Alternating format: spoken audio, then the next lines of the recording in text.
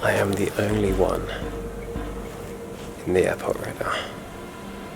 There's no one here. On North Korea, the breaking news. It's the most secretive society on earth. Diplomatic talks between the U.S. and North Korea are at a standstill.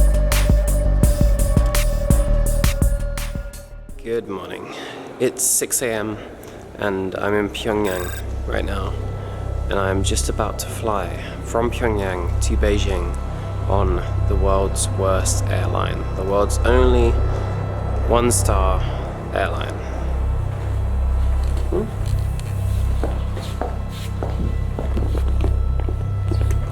Thank you. So to go to the airport, I need 2 guides just for me. I've just got my passport back.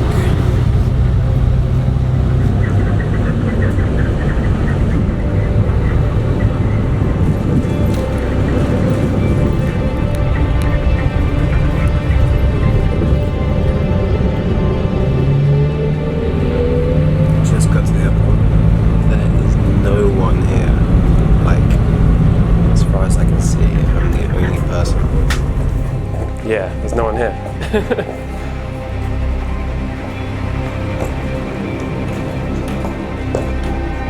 Right, it's not open. Sure.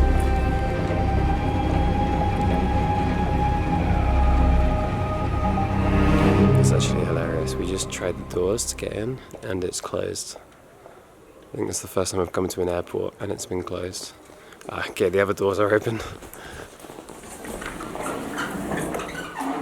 Check this out.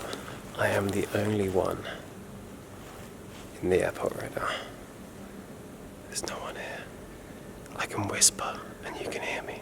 There's literally no one else in this airport. No check-in staff, no people at all. Check it out.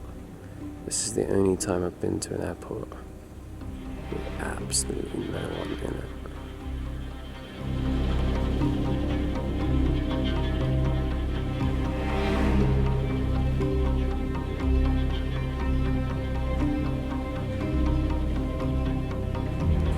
So this is the first time, and only time really, besides being in the hotel, where I've been completely unescorted. But I'm not allowed to leave the airport. Like everywhere you go in North Korea, you have guides. I am completely on my own right now, in a giant empty airport. I think that there's other guides coming later, but I have 2 hours to wait in this room with no one, doing nothing. It's also the first airport in the world where I can just leave my bags down there and I don't feel like I'm going to get in any trouble. There's one security guard down there and nothing's open, so I don't think anyone's going to be worried about left baggage.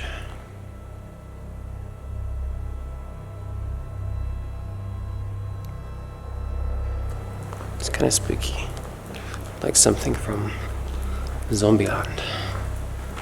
I assume this is what any airport is like before it's open. I've never experienced it before. I see some big sort of military jets there.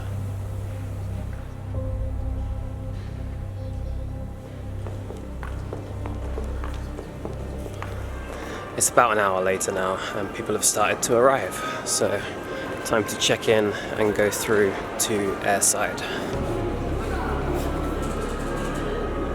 So I don't know if you can see this by the way, but there's 2 flights today. There's one to Beijing at 10:15, which is what I'm getting, and there's another to Shanghai at 10 to 10 tonight. And that's it for the whole day.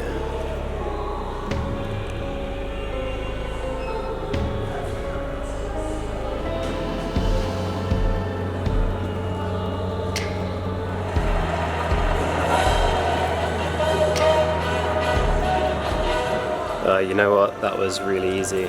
I'm sure it has something to do with the fact that there's only 2 flights, but getting through security and customs, it was like, took about, I'd say 3 minutes. Like, they looked at my passport, stamped it straight through security, like I didn't have to get my laptop out or anything, like not even my camera or anything, literally I just put it all in and got through really quickly. A lot of people say about or even people have the thought before about, well, you get everything checked and all your memory cards and everything else looked at when you come out of North Korea. But for me, going through the airport then, they did not care whatsoever.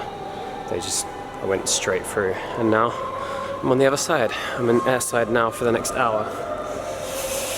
It's funny because it's actually quite a big terminal, yet there's 2 flights today and one like 12 hours apart.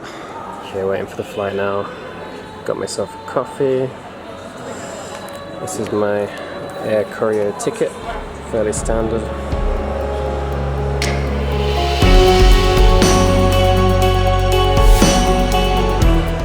The only annoying thing I've found is there's no food here at all. I just had a coffee, but there's like no food or restaurants, as far as I can see, available to buy. At least not open right now. I can't see anything. I could get a whole dried fish though. There's actually no food at all, other than duty-free shop cookies and chocolates and stuff. So I'm gonna wait until Beijing. It's only like an hour flight anyway. But I've just been told that I was told before, but I can't really film on the plane apparently. Apparently they might not like it. So I've got to kind of do it surreptitiously from here. I've got to be kind of sly. I'm still gonna try, and yeah, we'll see, because this is the world's only 1-star airline.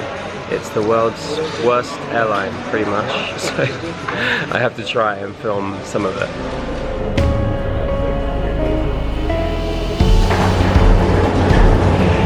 Alright, here we go.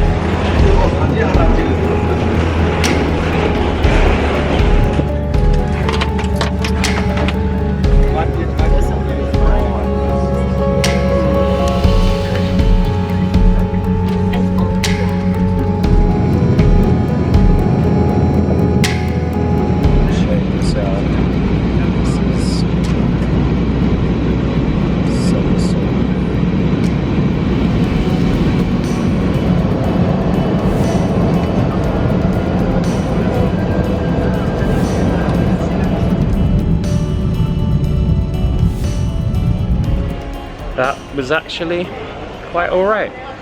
For the world's only 1-star airline, it wasn't bad at all. It was quite an easy flight.